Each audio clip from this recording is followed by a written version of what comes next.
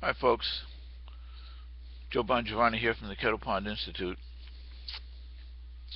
Kind of the Lone Ranger out here in progressive world about what to do about fixing the money system in some ways, okay, in some ways. But I come from a rich tradition of progressives, and this is where a lot of the progressive movement has completely dropped the ball.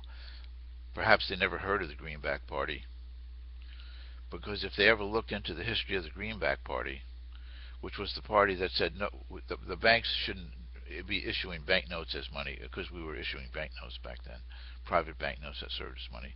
But the government should be issuing the money after our experience with greenbacks in terms of creating the money and having it serve a extremely useful purpose, public purpose. So they formed a party that's based on a foundation of a monetary system that works for the people. Imagine that. Imagine having a monetary system that works for the people. And what you would find is that every progressive policy that developed in that vital period between the Civil War and the turn of the century, that every progressive policy was in the Greenback Party platform and evolved into other platforms. Okay, the Independent Progressives, Progressive Parties, Farm Democrat, Labor, all of those guys. And even then, you take those parties, okay, you'll see that they all supported public money. All the progressive parties that existed in this country supported public money.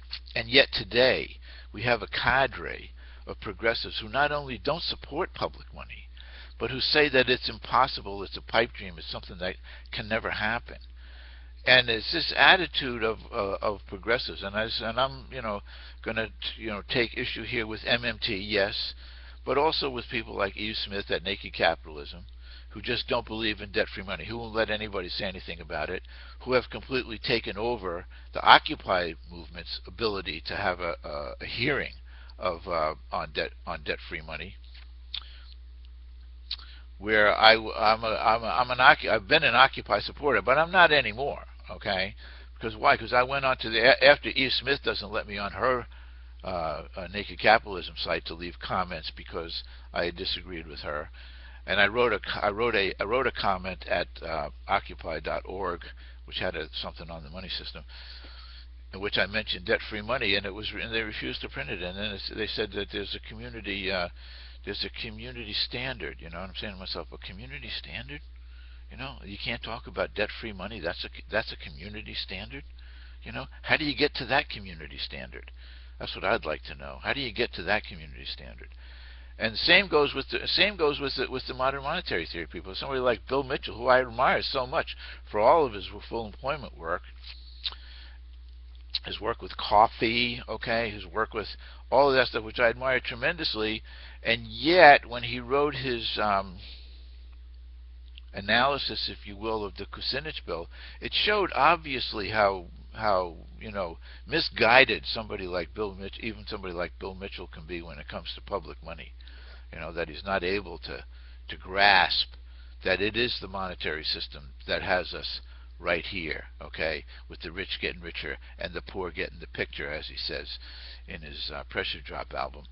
So I'm out here. I'm saying what I'm saying to the progressives out there, to Amy, and others, it's the monetary system. That's how they do it. That's how they keep us in place. That's how they get the wealth disparity. That's how they get to accumulate the wealth, through the money system, creating money as a debt. So it's all out there, and it's all been done, and it's all been said. But it's time for progressives to wake up and get on the right side of the monetary system, which is the public side of the monetary system. We're waiting, and the Kucinich bill is there for you all to discover it. Please, please open your minds. The monetary system is how they do it.